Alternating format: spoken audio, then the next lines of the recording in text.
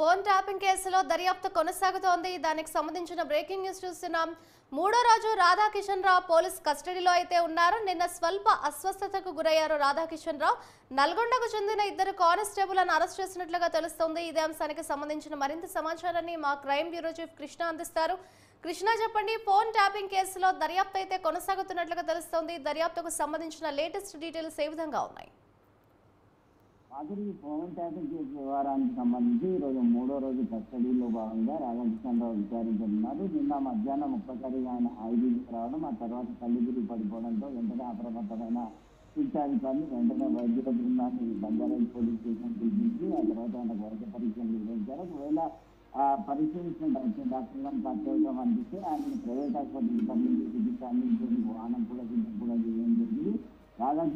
ఎప్పుడైతే అస్వస్థ గురైన తెలియడంతో ఆయన కుటుంబ సభ్యులు కూడా హుటాహుటిన బంజారాహిల్ పోలీస్ స్టేషన్కి చేరుకున్నారు. కస్టడీ పేరుతో ఆయన నానా ఇబ్బందులకు గురి చేసి ఆయన అనారోగ్యానికి పోలీసులు కారణమైనారంటూ వారి కుటుంబ సభ్యులు ఆరోపణ చేయడం జరిగింది. ఇక ఈ కేసు వ్యవహారానికి సంబంధించి నల్గొండకు సంబంధించిన ఇద్దరు కానిస్టేబుల్లను కూడా పోలీసులు నిన్న అరెస్ట్ చేయడం, ఈరోజు మరి కాసేపట్లో వారిని అటు కోర్టు కూడా తరలించేందుకు రంగం సిద్ధం చేశారు. వీరిద్దరూ కూడా ప్రభుత్వాలతో కలిసి ఈ వివిధ ఆర్థిక వ్యవహారానికి ధ్వంసం చేసినట్లు పెద్ద మొత్తంలోనే వీరు కూడా డబ్బులు స్వీకరించి ఆర్థిక ధ్వంసం చేసినట్లు దర్యాప్తులో తేలింది.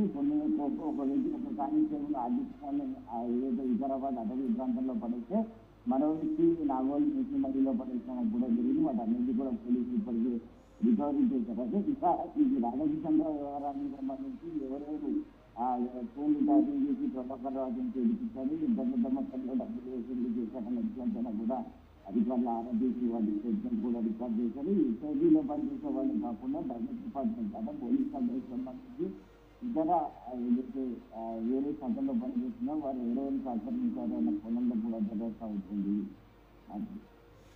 అయితే కృష్ణ, మూడో రోజు రాధాకిషన్ రావు పోలీస్ కస్టడీలో ఉన్నారన్నట్లుగా తెలుస్తోంది. ఈ దర్యాప్తుకు సంబంధించిన అప్డేట్స్ ఏమైనా తెలుస్తున్నాయంటారా మనకి రాధాకిషన్ రావుకు సంబంధించి?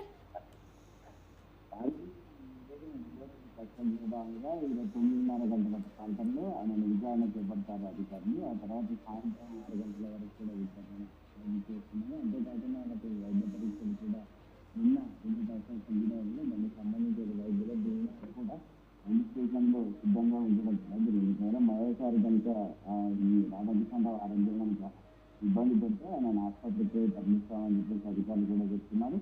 ఈ ఎస్ఐబి వ్యవహారానికి సంబంధించి ఇంకా ఈ డబ్బుల తరలింపు ఎవరైతే చేశారో డ్రైవర్ కానీ ఆ తర్వాత ఇతర సిబ్బంది వారందరూ వివరాలు కూడా సేకరిస్తారు. ఇప్పటికే దాదాపు 8 మందికి నోటీస్ పెట్టి ఆ డ్రైవర్లు ఆ ఎస్ఐబిలో పనిచేసిన వారందరినీ కూడా ఈరోజు విచారణకు రావాలని అధికారులు ఆదేశించడం జరిగింది అన్నారు. అండ్ కృష్ణ, తాజాగా అయితే ఇద్దరు కానిస్టేబుల్ నల్గొండకు చెందిన ఇద్దరు కానిస్టేబుల్ అయితే అరెస్ట్ చేసినట్లుగా తెలుస్తోంది.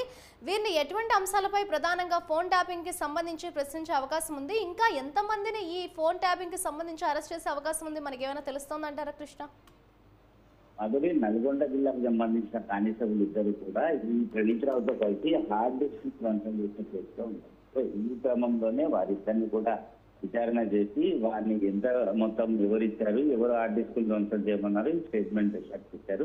నేరం అని తెలిపి కూడా ఈ హార్డ్ డిస్కులు ధ్వంసం చేసేందుకు వాటిని అడవి ప్రాంతంలో మూసినదిలో పరేసేందుకు ఇద్దరు కానిస్టేబుల్ సహకరించారు కాబట్టి పోలీసులు వారిద్దరిని కూడా అరెస్ట్ చేశారు. అంతేకాకుండా ఎస్ఐబిలో టాస్క్ ఫోర్స్, ఆ తర్వాత సిటీ సెక్యూరిటీ ఈ 3 డిపార్ట్మెంట్ లో పనిచేసిన కింద స్థాయి సిబ్బందిని కూడా పోలీసు అధికారులు ఈ రోజు విచారణకు హాజరుకమ్మన్నారు. అయితే ఒకవేళ కనుక వారు కూడా ఇవి ప్రణీత్రావు, రాధాకిషన్ రావు, తిరుపతి అన్న, భుజంగరావు వీళ్ళందరితో కలిసి వారు కూడా నేరానికి పాల్పడితే ఖచ్చితంగా అరెస్ట్ చేస్తామని పోలీసులు స్పష్టం చేయడం జరిగింది. ఏదేమైనప్పటికీ కేసు మొత్తం కూడా ప్రభాకర్ రావు చుట్టూతే తిరుగుతుంది. ప్రభాకర్ రావు కనుక విచారణకు హాజరై ఆయన అప్రూవర్ గా మారితే తప్ప బీఆర్ఎస్ సుప్రీం కి నోటీస్ ఇచ్చి ఆయన అరెస్ట్ చేసే అవకాశాలు లేకపోలేదు.